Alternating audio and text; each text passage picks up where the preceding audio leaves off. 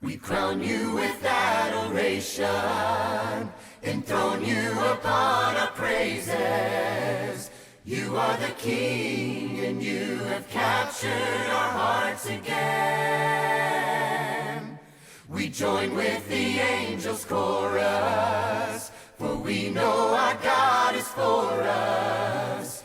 You are the King, and you have captured our hearts again.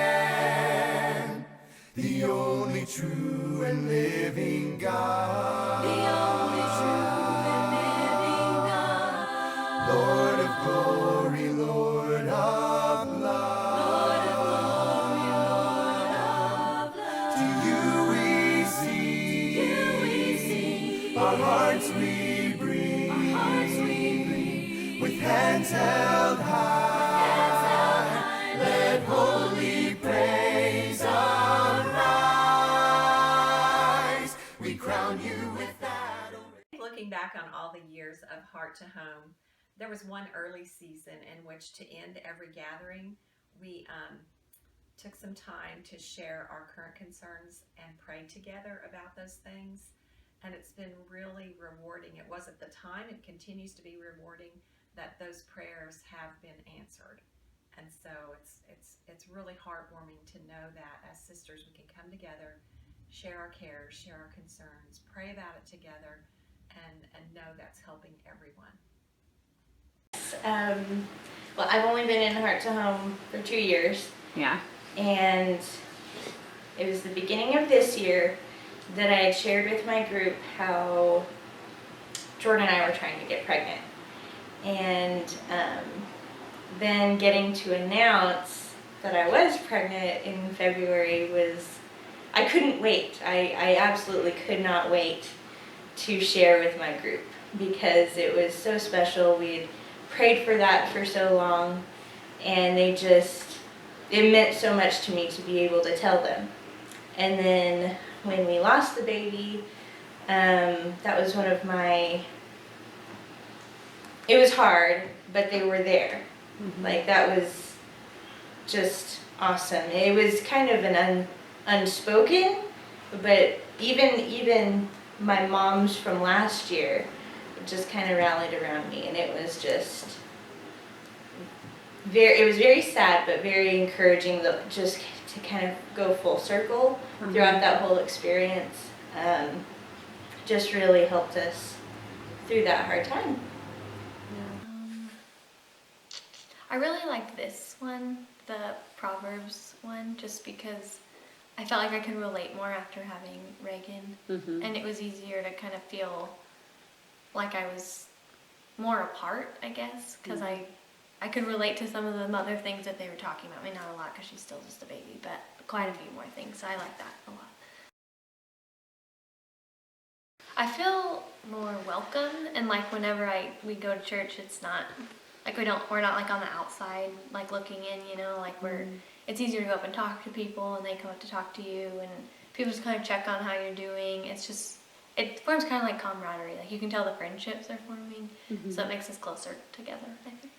Camaraderie between the women in the church that I may not have just automatically gotten to know each of these women individually. One of my favorite times is driving out to our gathering location and carpooling, because we've learned so much about just a few women just on the short or kind of long drive out to where we're meeting. I like the friendships I'm gaining. It's kind of hard to meet people when you live in the country like I do, so it's really nice to get to know people through that program.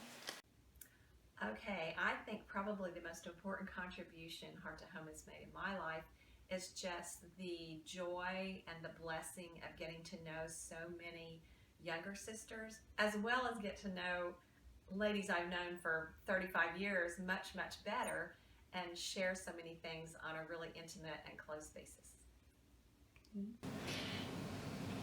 I think that getting to know everyone better has been a big thing. That has, even though I feel like I've known people, you don't know them as well as when you're in a small group and get together once a month. That's a big thing. And especially getting to know the younger people, and that's important to me. Yeah. Oh, I think that probably my relationship with God has strengthened in that it always is helpful to know that other women are experiencing the same things you are, and that the older women have been there and done that, and they've lived through it. And I hope that it's also been beneficial for the younger gals to know that we've had that fussy toddler, or we've had the husband we want to wring his neck occasionally, and we've all lived through it, you know, and we learn to smile through it and pray through it, and that's been a real blessing. I think it's specific to this year that I, specifically with Proverbs 31, I remember reading it almost all my life and thinking I couldn't attain it. I just don't even try. I can't be the Proverbs 31 woman. Whereas our very first meeting, Julie brought up that this isn't this isn't an amazing woman.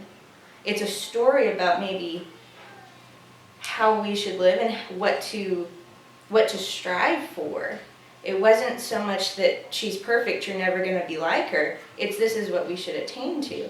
Anything that gets you together or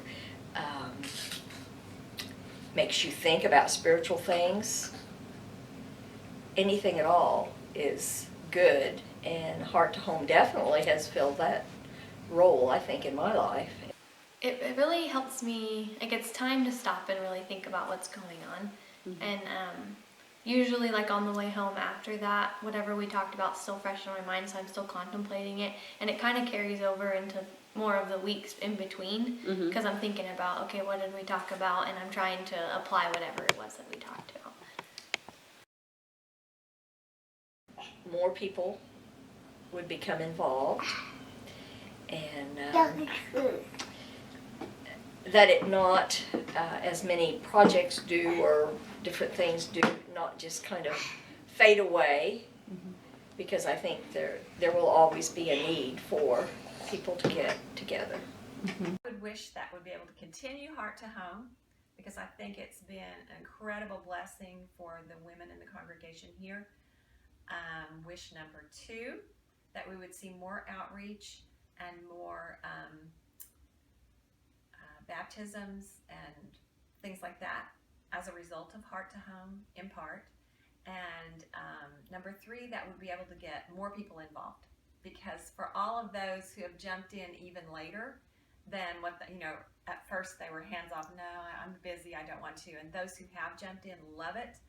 And I know that there was an early season in which one of the leadership wives thought she had to participate because, when you're in leadership, you do everything, right? And she came in kicking and screaming, not literally, but figuratively. And by the end of the season, she was crying and saying, I don't want this to end. This has been so wonderful. So